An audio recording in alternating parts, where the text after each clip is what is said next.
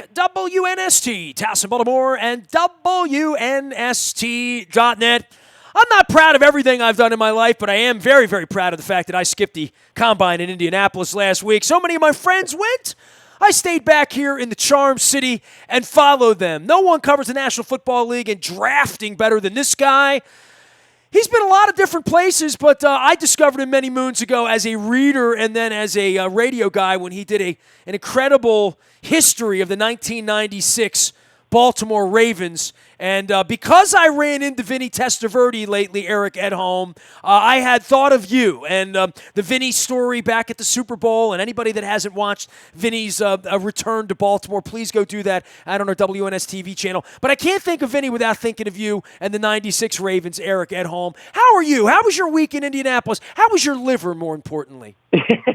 Well, first of all, it's exciting you ran into him, and he was one of the few guys, along with Ray and maybe one or two others that I wanted to get for that 96 story and couldn't get. So I'm glad you got him, and I'm sure the stories are great. I'm going to check it out as soon as we finish this. So, yeah, no, it's a good week in Indy. I totally understand why you skipped it. I get it. It used to be fun, dude. I mean, yeah. When did you start going? You started going like in the late 90s or something, right? No, not quite that early. I would say my first one probably would have been about 2003, but it was back in the old part of the convention center, and, you know. My first one was 4. Phil Savage wanted me to go forever when he was running the Rave. Nasty, you got to come out to Indianapolis. There's all football people. You know, it's drinking and eating and schmoozing. You'll love it. And it was. And then it became this thing where, like, the league stuck us in the back corner where nobody walks through. My wife always says, ever since Marvin got fired, I don't go anymore. And, it saves my liver, and certainly there's no reason to be there if they're going to make it a made-for-TV event and literally restrict almost all the access. I get why you're there. You cover the draft. I'm there to get background information, and hey, we had the best team in the league except in January. Yeah, no, right. And just to add to that story, here's my quick Combine story. So I took the family on a great vacation. We had a wonderful time. We were down in Florida. My wife and I took a quick cruise for her 40th birthday. But when I planned it, usually the Combine starts on like a Wednesday or something. And so I kind of just did they hadn't really sent the schedule out. We planned the vacation.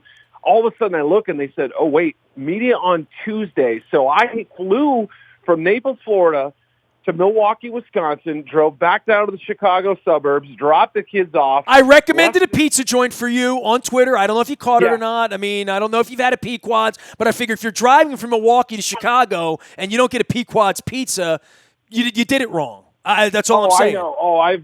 I used to live right around the corner from that place. We did plenty of that. But I was in too much of a hurry, man. I didn't leave the burbs till Chicago time, 10 o'clock, which is 11 Eastern. Let me guess, it was snowing. It was just starting to snow. I got into Indy at like 2:15 and then sat there and stared at the ceiling for about an hour and a half. My alarm went off at about 6, and media started at 8. There were 8 podiums all going at once with GMs, talking heads, head coaches, whatever. I mean, my head was spinning. I couldn't have enough coffee that day to get me through till about dinner that night at 6 p.m. So I was a mess that first day. Well, what did you learn, man? Give me, you wrote an incredible scouting combine sort of review and winners and losers and stuff, and no one covers it better than you or stays up later or hopefully drinks less or more, depending on how you look at it. But we're not in the quarterback business here, right? Like the whole league over the next 2 weeks is going to be all about who's quarterbacking, who's playing where, who's going where. That's the story of the Combine right now, right? Yeah. And I'll give you a Ravens angle to the quarterback thing, which is very interesting. And again, anyone who compares any quarterback to Lamar Jackson or Patrick Mahomes should be, shot on sight or anything like that. But I will say this, there's an effect.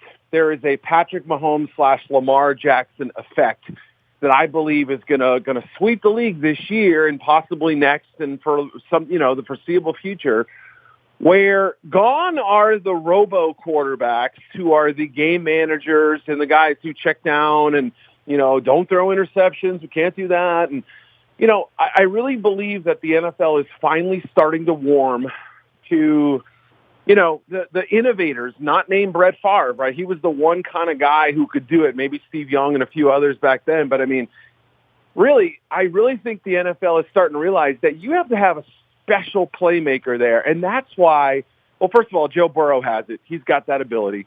Tua, when healthy, I think has it.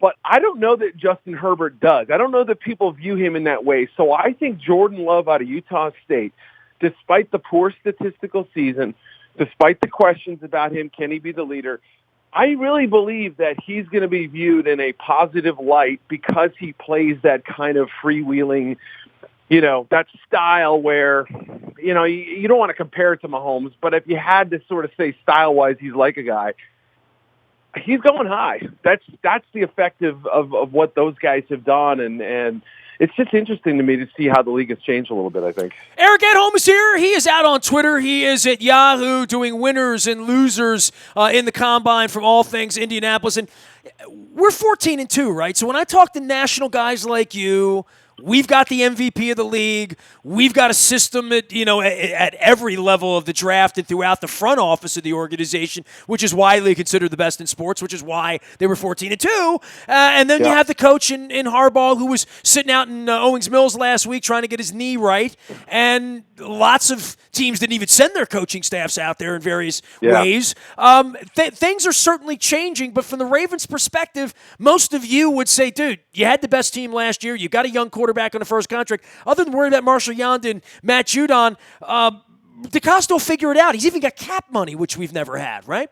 Yeah. No, I mean, it's a really luxurious situation to be in, obviously. And it's not as if I think the Ravens are just going to go, waltz into this offseason. Okay, we'll tag Judon and trade him and no big, they still have some things they want to check off. And, picking at the end of round, the rounds in the draft obviously is going to change their perspective a little bit. But yeah, I mean, it's a little more clear cut than probably 90% of the league. There just aren't that many teams who can say we have a nice clear vision of what we need to accomplish this offseason, whereas other people have moving parts. They're waiting for Tom Brady to sign. They're waiting for these quarterback dominoes to fall.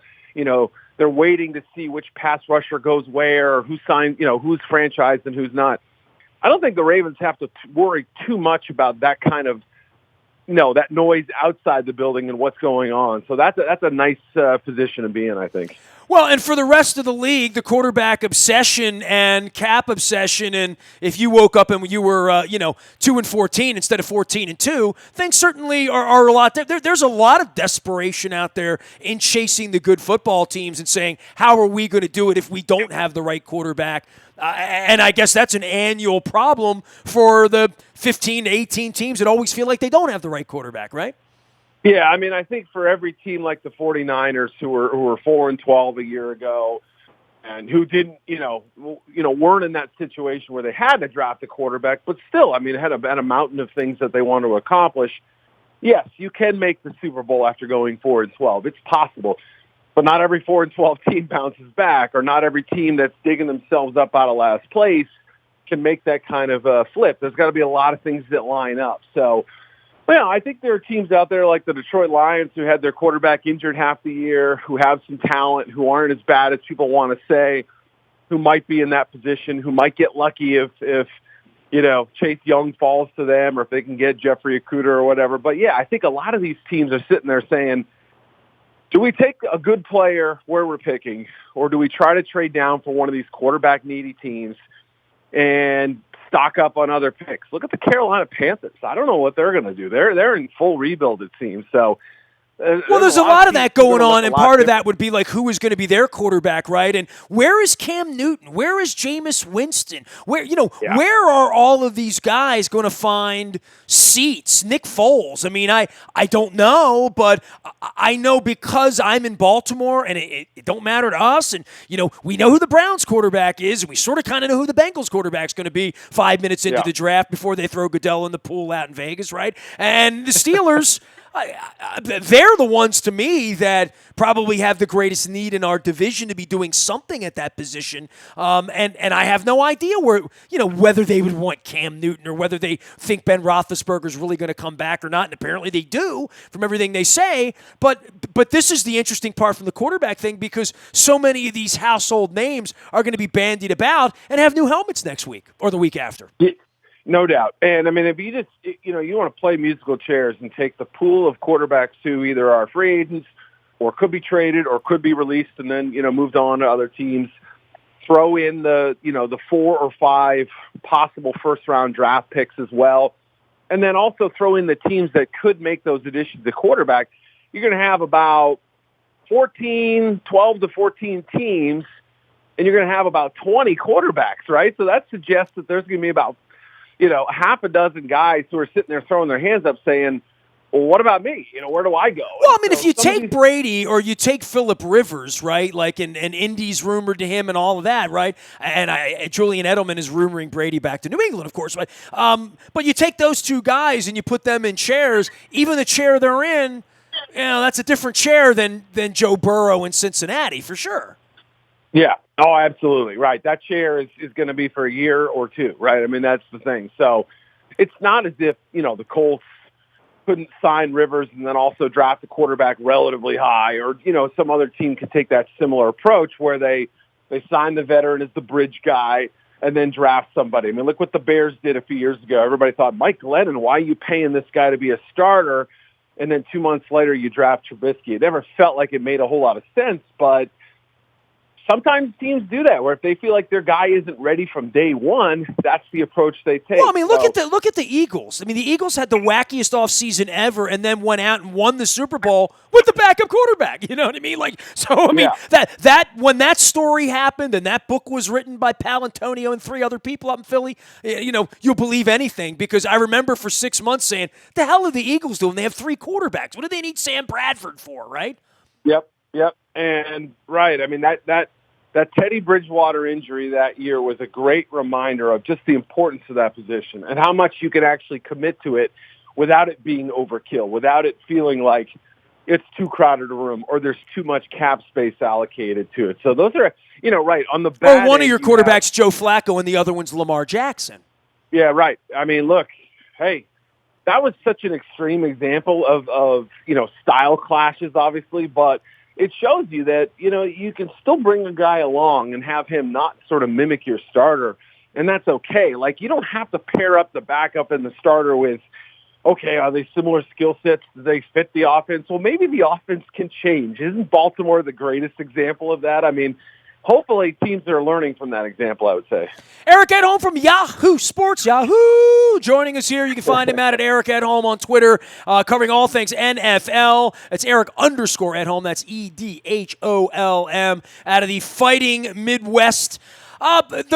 The big picture of all of this with the league this year and money and the collective bargaining, 17 games is real, right? I mean, then that was a huge part of the conversation last week in Indianapolis was, are the players just going to take this deal in the middle of the offseason? My guess is no, but with all the complications of TV ratings and the state of media and how much money's out there and how badly they want to play games in London and Frankfurt and Mexico City and Honolulu and anywhere else where they can fill up stadiums that aren't Jacksonville or some of these godforsaken places, and what they're going to do with the Chargers.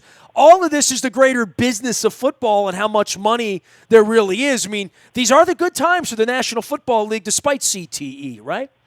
Yeah, I think so. And I mean, the 17-game debate is really interesting. Obviously, I think fans are like, well, on the one hand, I want more football. On the other, 17 sort of feels weird, and you're going to have this strange schedule, and are they going to have the proper rest? Is there another bye week? That sort of stuff. So what's interesting to me is hearing kind of these union reps who are usually more seasoned guys. They've been in the league. They have the respect of their teammates. They talk to the union. They kind of listen to their membership on their respective teams. The Eric Winston types.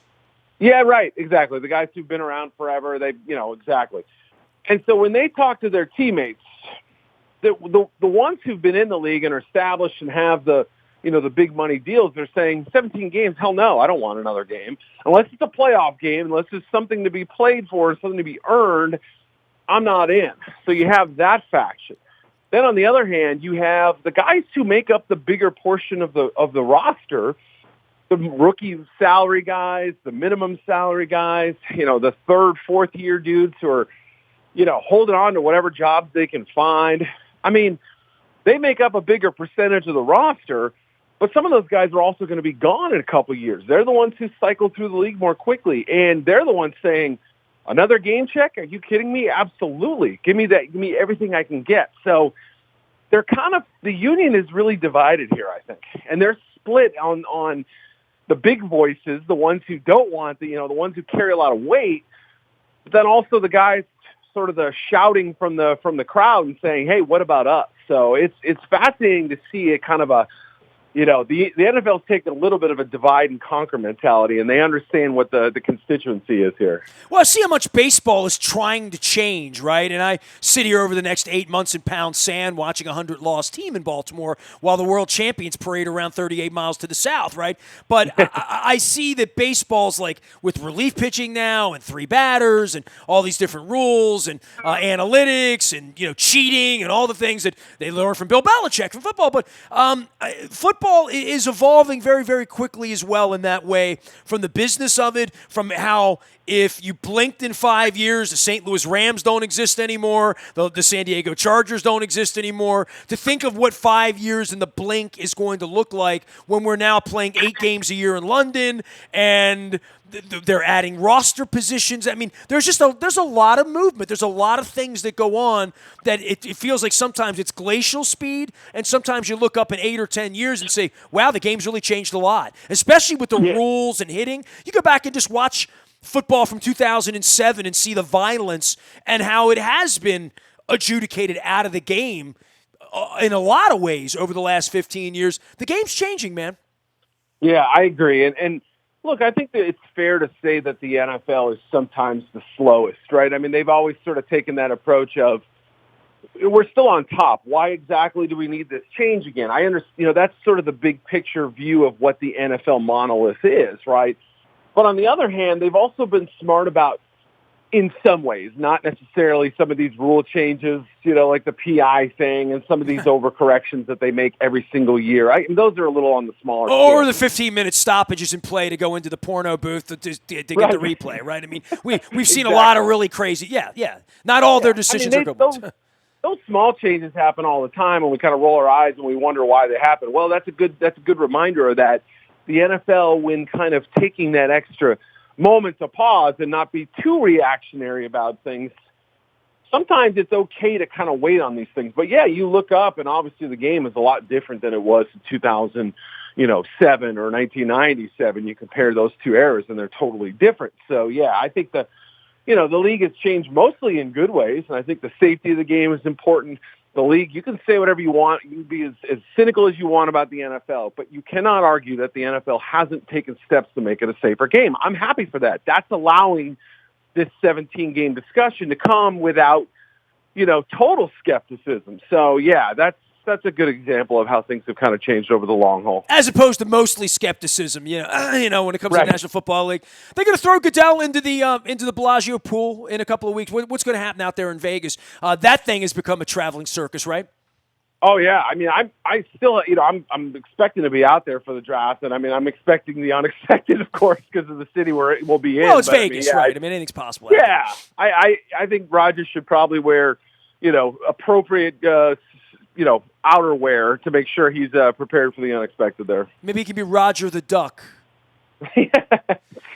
Eric Edholm once wrote. You could raise a lot of money for like a dunk tank on that guy. You could do some big things if he was up there in the chair. If man. Rich Eisen can raise millions by running a 40-yard dash, God bless them all. Eric Edholm is here, a one-time author of the oral history of the 1996 Baltimore Ravens. You can find that out at Yahoo Sports, as well as his work and a complete recap of all of the guys you like and don't like and the winners and losers. I would go through all of these names, dude, but we're not drafting in the top 15, right? So, these third and fourth and fifth round guys, I'll call you back in 5 weeks, week before the draft, and we'll figure out where it all settles down. And, so much of who teams are going to draft is about how they're going to fulfill their free agency needs and losses from next week, right? Yeah, I think that's the hardest part about doing these mock drafts is saying, okay, well, they've got this free agent left guard, they've got this pass rusher they've got to deal with as well. Like, the Dallas Cowboys are a great example, right? I mean, Dak Prescott, Amari Cooper, and Byron Jones. I mean, chances are they're going to keep the first two and lose the third. But again, you're still doing a lot of guesswork. And so really until April 1st, mock drafts don't mean a whole lot. They're fun. I try to project prospects in the general vicinity of where I think they're going to go. I try to match up the talents with the type of teams who could draft them. But again, it's watercolor, man. It's a little, there's no clear lines on these things. So I have fun with it. I've got another one coming out this week. Got to keep feed the monster, all that. Fans click on them. They're beloved. However, they're incomplete pictures right now. I will be the one on the sidelines mocking your mock draft, Eric, at home, but I will be reading your work game. as I was. And, appropriately, and this is a little shout out to our friends here at Guinness, your ad, your Yahoo shows up with an ad for beer. And I think that's just perfect. You know what I mean? Oh, really? On the back end of Indianapolis, your Yahoo page landed with a Brewed in Baltimore beer ad. So have at it. I figure that's perfect for Indianapolis because Indy is all about the beer, right? Yes, it is. They have good breweries around there. They're all flowing at every single establishment I walked into last week. So that fits out pretty darn well. I had no idea that was the case. That's pretty funny. Hey, better your liver than mine. I was back here hydrating and getting ready to save Baltimore. Be well, Eric. I'll see you soon, brother. All right, buddy. Take it easy. Eric Edholm, a taller man in person than he is on the internet, and leaves a large shadow at yahoo.com. You can follow him at Yahoo Sports, as well as at Eric_Edholm. That's EERIC, Edholm, EDHOLM. I am Nasty at WNST.net, Facebook, Twitter, LinkedIn, Snapchat, Instagram, streaming live on our Facebook, as well as our YouTube WNSTV channel. We are WNST.net, AM 1570, and Baltimore Positive, and we never stop talking NFL, Baltimore Ravens, and Baltimore sports.